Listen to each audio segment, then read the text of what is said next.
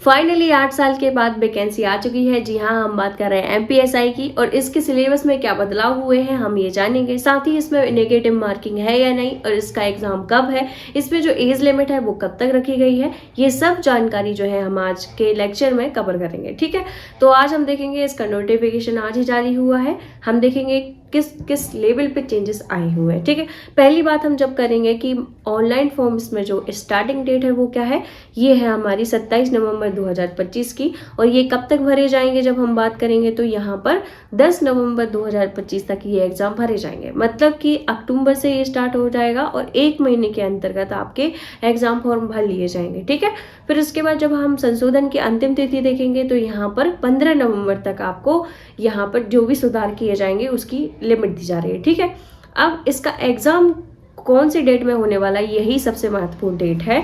तो मतलब आपके पास अब मुश्किल से 3 महीने भी नहीं बचे हुए हैं। 9 जनवरी 2026 को एग्जाम होगा, है ना। तो अभी से लग जाइए, क्योंकि इसका नोटिफिकेशन के बारे में आगे से ही हमें थोड़ा पता चल गया था कि ये जो वैकेंसी है वो आने वाली है। ठीक है, तो इसके 9 जनवरी में इसके एग्जाम होने वाले हैं। केवल आपके पास 3 महीने का समय है। ओके, अब हम इसकी एग्जाम फीस देखेंगे तो हम देखेंगे अनारक्षित जो अभ्यर्थी हैं उसके लिए कितनी रखी गई है, 500 रुपये रखी गई है।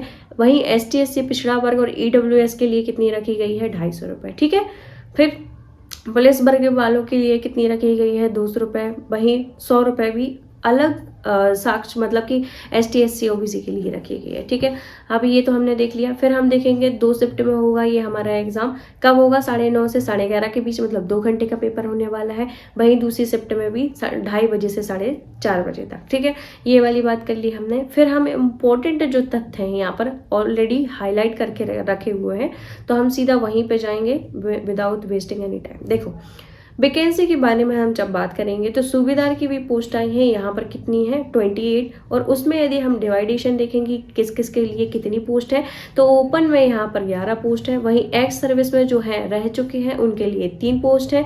पुलिस के लिए यहाँ पर 4 पोस्ट है। वहीं फीमेल्स जो है कैंडिडेट के लिए 10 पोस्ट है। ठीक है, आगे चलेंगे हम दूसरी पोस्ट जब हम देखेंगे कि सब इंस्पेक्टर या फिर उप निरीक्षक जो पोस्ट कोड 2 है उसके लिए सामान्य ड्यूटी विशेष के लिए ओपन में कितनी सीट है, 71 सीट है। एक्स सर्विस के लिए 10 सीट है। पुलिस के लिए 14 सीट है। फीमेल्स के लिए इसमें सीट नहीं है। तो इसमें टोटल जो पोस्ट है हम वो देखेंगे वो कितनी है, 95 इसमें टोटल पोस्ट है। ठीक है, फिर हम देखेंगे उप निरीक्षक मतलब कि सब इंस्पेक्टर के लिए कितनी पोस्ट है, 377 मतलब 377 पोस्ट इसके अंतर्गत है। अब हम देखेंगे उसमें ओपन सीट कितनी है, 150 सीट है। फिर एक्स सर्विस वालों के लिए कितनी है, 38 सीट है। पुलिस वालों के लिए कितनी है, 57। और फीमेल्स के लिए जब हम देखेंगे तो कितनी है, 132। ठीक है, ये काफ़ी इंपॉर्टेंट हो जाता है। इसमें फीमेल कैटेगरी के लिए भी सीट्स अवेलेबल है ना। अब यहाँ पर बहुत अच्छे से हाईलाइट करके हुए हमें दिखा कि यहाँ पर अभ्यर्थी के पास क्या है, 10/11/2025 मतलब कि 10 नवंबर 2025 तक निम्नलिखित प्रमाण पत्र उनके पास होने चाहिए। जैसे उनके पास आयु और उसमें छूट जितनी भी दी गई है उससे रिलेटेड सर्टिफिकेट होनी चाहिए। फिर शिक्षा से रिलेटेड सर्टिफिकेट होनी चाहिए। भूतपूर्व सैनिक यदि लागू हो तो उसमें सर्टिफिकेट होना चाहिए। फिर वांछित आरक्षण संबंधी प्रमाण पत्र यदि हो उसमें यदि मांगा गया है तो वो आपके पास होना चाहिए। ठीक है, यहाँ पर ये चीज़ें यहाँ पर दी हुई हैं। फिर लास्ट में हम चलेंगे, क्या लिखा है कि जो अदर स्टेट से जो बच्चे हैं वो भी इस एग्ज़ाम के लिए अपील कर सकते हैं, अप्लाई कर सकते हैं। बस ये है कि उनकी जो सीट होगी वो ओपन होगी, उनको किसी भी विशेष प्रकार की छूट नहीं दी जाएगी। ठीक है, मतलब आप जनरल में काउंट होंगे चाहे आप किसी भी कैटेगरी में बिलोंग करते हो। ओके, फिर हम यहाँ पर देखेंगे कि उनकी जो है एलिजिबिलिटी क्या होनी चाहिए, अर्हता क्या होनी चाहिए। तो यहाँ हम जानेंगे जो उप निरीक्षक मतलब कि सब इंस्पेक्टर है उसके लिए सामान्य ड्यूटी वाली जो पोस्ट कोड हमने पढ़ी थी, विशेष सशस्त्र बल के लिए या फिर महिला उप निरीक्षक दोनों के लिए क्या है, ये सभी के लिए एक ही जो है एलिजिबिलिटी है, जो कि है आपका जो है ग्रेजुएशन कंप्लीट होना चाहिए। ठीक है, किसी भी मान्यता प्राप्त, देखो मान्यता प्राप्त होनी चाहिए आपके विश्वविद्यालय की, स्नातक आपने किया हो, है ना, मतलब ग्रेजुएशन उसमें आपने की हो तो आप इसके लिए एलिजिबल हो, है ना। मतलब कि आपकी जो एज होगी ऑब्वियसली जब आप ग्रेजुएशन की करेंगे तो 18+ हो जाएगी। बहुत बच्चे ऐसे कमेंट करते हैं मैम एज क्या रखेंगे, तो यहाँ पे 18+ तो आपकी एज होगी। ओके, फिर हम इसके बाद देखेंगे, देखो यहाँ पर आयु सीमा जितनी भी है ना, एज लिमिटेशन हम देखेंगे यहाँ पर पाएंगे। तो दिनांक जब आप 10/11/2025, इसका मतलब नवंबर 2025 में 18 वर्ष हो चुके हो या फिर आपकी जो ग्रेजुएशन है वो कंप्लीट हो चुकी होगी, तो आप इसके एलिजिबल हो। कब तक? यहाँ पर लिखा हुआ है 11 नवंबर 2025 तक, ठीक है। इससे अधिक के बाद आप होते तो आप उसके लिए एलिजिबल नहीं हो, भले ही आप 17 साल के क्यों ना हो। हम फिर देखेंगे पुरुषों में एज लिमिट अधिकतम की सीमा कितनी है, तो हम देखेंगे मध्य प्रदेश में अनारक्षित जो है 33 वर्ष है, ठीक है। वहीं पर हम पुरुष की बात करेंगे जो कि मध्य प्रदेश के आर्थिक रूप से, मतलब कि ईडब्ल्यूएस वालों की भी कितनी निर्धारित की गई है, अधिकतम सीमा 33 वर्ष। पुरुष और महिला अन्य प्रदेश के आदिवासी सभी, उनके लिए भी 33 वर्ष। मतलब यदि आप किसी और राज्य से हैं, यदि आप भरते हैं, चाहे वो आप फीमेल हो चाहे वो मेल हो, तो उसके लिए आपकी एज जो है अधिकतम 33 होना चाहिए। फिर वहीं महिला की बात करेंगे, सभी श्रेणी के अभ्यर्थी तो 38 तक उनको छूट दी गई है। फिर हम आगे देखेंगे जो आरक्षित में पुरुष है उनके लिए भी 38 की सीमा दी गई है। फिर दूसरे पुरुष मतलब सभी श्रेणी के शासकीय, निगम, मंडल, स्वशासी संस्था के कर्मचारी, उनके भी लिए जो है +5 वर्ष बढ़ाई गई है, मतलब 38 की छूट दी है, ठीक है। अनारक्षित और आरक्षित श्रेणी के साथ अंतर जातीय विवाह करने वाले लोगों के लिए भी 38 की सीमा दी गई है, ओके। अब देखेंगे हम विशेष में कि महिला जो अनारक्षित या आरक्षित जो श्रेणी के अंतरजातीय विवाह के साथ है उनको 43 वर्ष की एज लिमिट दी गई है। वहीं जो पुरुष अनारक्षित श्रेणी के विक्रम पुरस्कार विजेता हों उनके लिए 38। फिर समस्त में जो श्रेणी में महिलाएं यदि हों और विक्रम पुरस्कार विजेता हों तो उनको 43 वर्ष की एज लिमिट दी हुई है, ठीक है। इस प्रकार से आपकी एज लिमिट है। हाँ, अब हम आगे चलेंगे, इम्पोर्टेंट चीजें देखेंगे।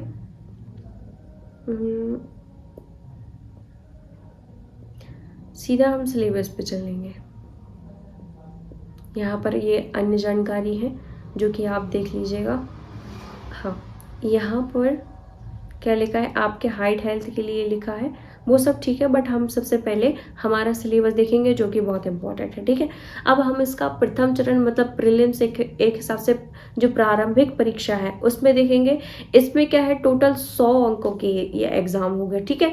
बहुविकल्प होगा, मतलब कि ऑब्जेक्टिव टाइप का होगा ये आपका पेपर, और इसमें कोई भी नेगेटिव मार्किंग नहीं है। यहाँ पर साफ साफ लिखा हुआ है कि कोई भी ऋणात्मक अंक नहीं होंगे, बहुविकल्पी होगा। साथ में इसमें जो अंक है वो आपको 100 दिए जाएंगे। और ये एग्जाम है कितने मिनट का होगा, 2 घंटे का होगा, ठीक है। अब इसमें किस प्रकार से क्वेश्चन करे जाएंगे और इसका जो बुक है कौन कौन सी होंगी या सब्जेक्ट कौन कौन से होंगे। पहला हिंदी भाषीय बोध होगा, दूसरा अंग्रेजी भाषीय बोध होगा, तीसरा विश्लेषणात्मक क्षमता मतलब कि मैथ होगी, ठीक है। फिर इतिहास होगा, फिर इसके बाद भूगोल भी आपसे पूछा जाएगा, साइंस भी आपसे पूछी जाएगी, नागरिक शास्त्र भी पूछा जाएगा, बुनियादी कंप्यूटर ज्ञान भी आपके पास होना चाहिए, तर्क शक्ति मतलब कि रीजनिंग हो गया हमारा, और करंट अफेयर भी इसमें इंक्लूड किया गया है, मतलब कि आपका सिलेबस काफी वास्ट है, ठीक है। तो ये इसमें टोटल 100 नंबर का पेपर आएगा, साथ में 2 घंटे का पेपर होगा। इसमें कोई नेगेटिव मार्किंग नहीं है ना, इसमें कोई भी नेगेटिव मार्किंग नहीं है, ये चीज़ आपको ध्यान में रखना है। जब आप इसको पढ़ लेते हैं, इसमें कुछ परसेंटाइल में आपकी कट ऑफ जाएगी। फिर इसके बाद जब आप पढ़ लेते हैं तो इसमें मुख्य परीक्षा कैसी होगी, मुख्य परीक्षा के बारे में हम देख लेंगे कि मुख्य परीक्षा 2 अलग अलग सत्रों में आयोजित की जाएगी। प्रत्येक प्रश्न अधिकतम 300 अंकों का होगा, जिसकी अवधि भी 2 घंटे की होगी, ठीक है। अब इसमें क्या रहेगा हम देख लेते हैं। द्वितीय चरण के अंतर्गत शारीरिक माप प्रशिक्षण भी आएगा, शारीरिक क्षमता परीक्षण और साक्षात्कार, दैट मीन्स इंटरव्यू भी आपका लिया जाएगा, है ना। फिर यहाँ पर देखो प्रश्न पत्र प्रथम के बारे में देखेंगे, 2 घंटे होंगे, ठीक है। अंक कितने होंगे, 300 होंगे। खंड 2 की बात चल रही है, और यहाँ पर भी पहला जो पेपर है उसको मतलब कि आपका जो दूसरा पेपर है उसको भी 2 भागों में डिवाइड होगा, ठीक है। मतलब एक में तो आपसे स्टैटिक जीके वगैरह पूछी जाएगी, है ना। जैसे क्या लिखा है इसमें, प्रत्येक खंड में वस्तुनिष्ठ पूछे जाएंगे, साथ में गलत उत्तर के लिए माइनस मार्किंग है। मतलब जब हमने प्री दिया था उसमें माइनस मार्किंग नहीं थी, लेकिन जब हम इसका मेंस दे रहे हैं तो उसमें माइनस मार्किंग है, और वो वही 1/3 की माइनस मार्किंग है, ठीक है। तो जो प्रश्न छोड़े गए हैं उनके लिए कोई नहीं है, मतलब जो आपसे नहीं बन रहा है ऐसा नहीं है कि आपको नेसेसरी है उसको देना, ठीक है। अब जो दूसरा प्रश्न पत्र हम देखेंगे वो भी 2 घंटे का होगा, है ना। खंड ए में 150 नंबर का होगा, वस्तुनिष्ठ प्रश्न पूछे जाएंगे, 1/3 की माइनस मार्किंग होगी, ये हमने देख लिया। फिर देखो इसमें टोटल 300 नंबर का है ना, जब हमने मेंस देखा था तो इसको ऐसे 2 भागों में डिवाइड किया, 150-150। इसमें एमपी जीके पूछ रहे हैं और इसमें क्या तर्क शक्ति मतलब कि मैथ वगैरह पूछा जा रहा है। ओवरऑल इनका कहना ये है, ठीक है। मतलब इन्होंने प्री में 100 नंबर का पेपर लिया जिसमें कोई नेगेटिव मार्किंग नहीं थी।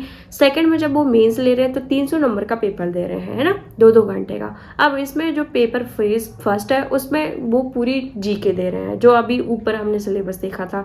सेकंड वाले में जो है वो भी 2 घंटे का है, बट इसमें माइनस मार्किंग है, इसमें भी माइनस मार्किंग है। और ये क्या है, मैथ्स रीजनिंग इसमें पूछी जाएगी, ठीक है। ओके, कैलकुलेटर की अनुमति नहीं है, ये तो स्वाभाविक सी बात है, हम थोड़ी ना कैलकुलेटर लेके जा रहे हैं। यहाँ पर सिलेबस लिखा हुआ है जो कि आप देख सकते हैं, ठीक है। यहाँ तक हमने बात कर ली। इसके अलावा यदि हम देखेंगे कि शारीरिक क्षमता का भी परीक्षण किया जाएगा, उसके बाद आपका इंटरव्यू दिया जाएगा। मतलब भाई इसमें 4 स्टेप है, समझ रहे हो, है ना। अब हम देखेंगे सारी क्षमता मतलब ये फिजिकल जो स्ट्रेंथ है उसमें क्या क्या चीज़ें आपको चाहिए। 800 मीटर दौड़ होनी चाहिए, इसमें 40 अंक मिलेंगे आपको, ठीक है। लंबी कूद होनी चाहिए, आपको 30 अंक मिलेंगे इसमें। और गोला फेंक में भी 30 अंक मिलते हैं, जैसा जिसका परफॉर्मिंग रहता है उस प्रकार से आपको दिया जाता है, ठीक है। अब हम वहीं इसकी हाइट देखेंगे। यहाँ पर हाइट नहीं आई है क्या अभी तक? अभी नहीं आई है। बाकी हाइट वही है जो हमने पिछली बार पढ़ी थी, जैसे कि जो है पुरुष की होगी शायद 165 और महिलाओं की होगी 152, ठीक है। यहाँ पर मुझे मिल नहीं रही है, बस यही है। पिछली बार जब हमने सूबेदार की वैकेंसी पढ़ी थी तो उसमें साफ साफ लिखा था, मतलब कि समथिंग 162 या 65 पुरुष की है और महिलाओं में 152 है, ठीक है। तो इसलिए परेशान नहीं होना है, बाकी मैं आपको मेंशन कर दूंगी। हाँ, तो ये था हमारा सिलेबस, आप लग जाइए इसके लिए, क्योंकि इसमें सेकंड फेज में माइनस मार्किंग है। यदि आपकी फर्स्ट फेज की तैयारी हो चुकी है तो आप बेशक सेकंड फेज की कर सकते हैं, क्योंकि देखो जीके तो वैसे ही आना है, मैथ रीजनिंग और स्ट्रॉन्ग कर लीजिए आप। इसके लिए आपको सुनहरा मौका है। क्यों मैं ऐसा क्यों कह रही हूँ? क्योंकि ये जो वैकेंसी आपको खुद ही पता है कि आप कम से कम 3 से 4 वर्ष तो आप ही वेट कर रहे होंगे, और बहुत ऐसे सारे मतलब कि बहुत सारे लोग होंगे ऐसे जो कि 7 से 8 वर्षों से इसकी वैकेंसी का वेट कर रहे होंगे, ठीक है। तो लग जाइए, है ना, शुरू कर दीजिए आपकी तैयारी। आई होप कि आप समझ रहे होंगे, और इसका सिलेबस आपको ऑलरेडी दे रखा था, ठीक है। तो आपको ऑलरेडी पता है इसकी प्रोसेस क्या कैसी है। और हाँ, एज लिमिट भी आपने देख ली है। बस आप तैयारी कीजिए, क्योंकि इसमें सिर्फ 3 महीने मिले हुए हैं, ठीक है। तो आप तैयारी कर लीजिए। और वैसे भी नोटिफिकेशन आउट होने से पहले ही इसकी खबरें आ चुकी थी कि 500 पोस्ट में ये भर्ती निकाली जाने वाली है, ठीक है। तो आई होप कि आप समझ रहे होंगे। और हाँ, डॉक्यूमेंट्स में कोई भी गलती मत करना जिससे कि लास्ट में हमें पछताना पड़े। आगे से ध्यान में रखकर कोई भी डॉक्यूमेंट्स बनवा लो, अभी भी आपके पास टाइम है, ठीक है।